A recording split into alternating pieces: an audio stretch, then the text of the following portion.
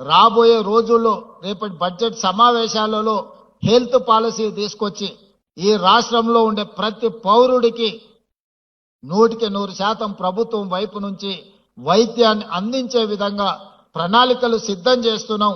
హాస్పిటల్కి వెళ్తే ఆస్తులు అన్నీ అమ్ముకునే పరిస్థితులు ఈ రోజు మనం చూస్తున్నాం.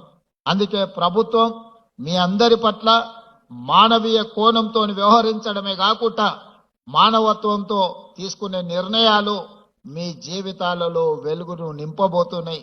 తెలంగాణ రాష్ట్రం ఏ లక్ష్యం కోసం సాధించుకున్నామో తెలంగాణ సమాజం స్వేచ్ఛను కోరుకుంటుంది.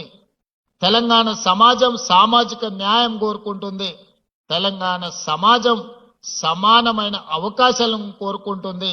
సమానమైన అవకాశాలు కల్పించాలి అని మాదిగ ఉపకులాల వర్గీకరణను 40 సంవత్సరాల నుంచి పెండింగ్ ఉంటే దేశంలోనే మొట్టమొదటి రాష్ట్రంగా ఈ రోజు ABCD వర్గీకరణ చేసి ఆయా శక్తులకు జాతులకు న్యాయం జరిగే విధంగా ఈ రోజు మన ప్రభుత్వం నిర్ణయం తీసుకున్నది. తాత్కాలిక